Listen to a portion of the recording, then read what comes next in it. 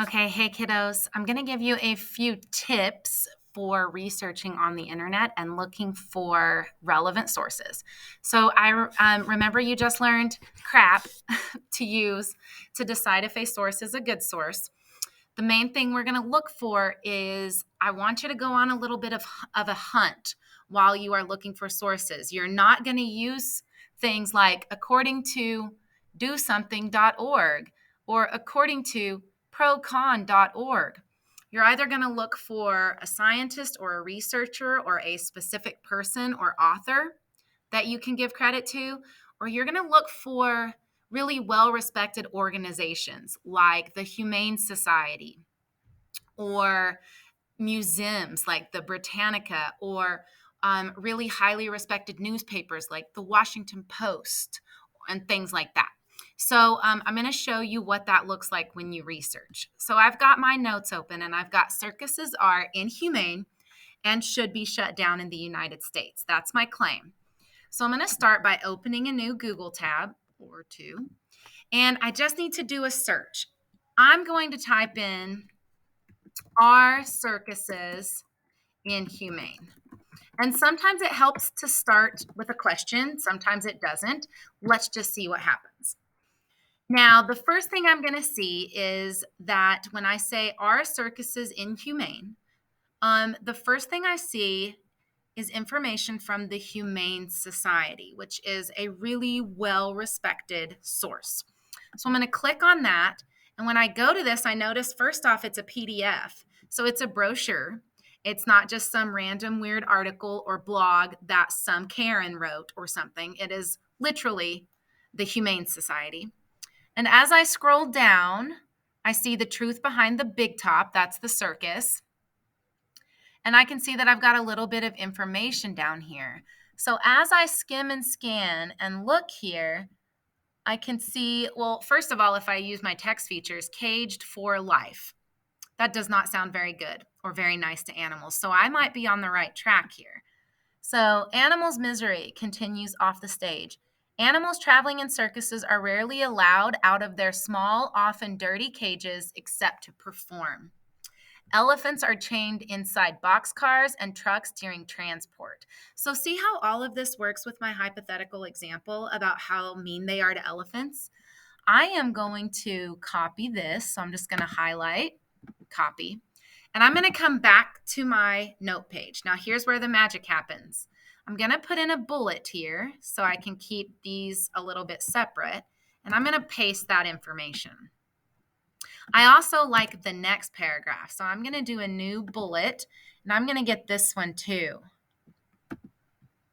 So these could be direct quotes that I use in my quote sandwich. Good. I've got two things I like. But I can't stop there. I've got to know who said this and where it came from.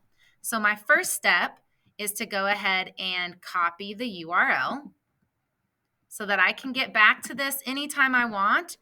And if, like me, Miss Doss, oh, that's not what I wanted to do. If I read it and said, wait, where did you get this information? You can say, well, I'm going to follow my link and I'll show you.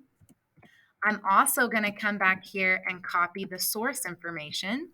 So I've got the Humane Society. I want all of this information. I could use any of this in my lead-in. So now I know where I got this. I know all about the Humane Society. I know when it was founded, what it is, and I can use all of that for my lead-in. So I essentially just found my first source. Yay! All right, let me show you one that doesn't go quite that smoothly. So let's say I want to search for animal abuse in circuses statistics. Oh, there it popped up. Remember, statistics means numbers or data. And one of the first things I see is 11 facts about circus animal abuse. But I want you to look at what it says. Dosomething.org. Not really a good source. So I'm going to keep scrolling.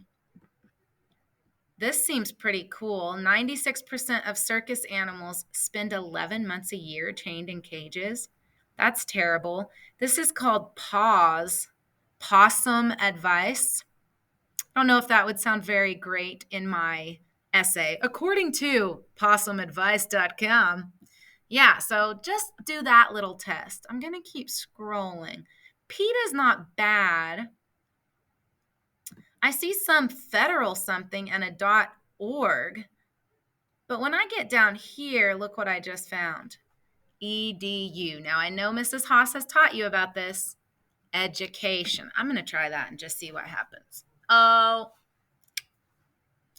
this is a journal that was published by really smart people.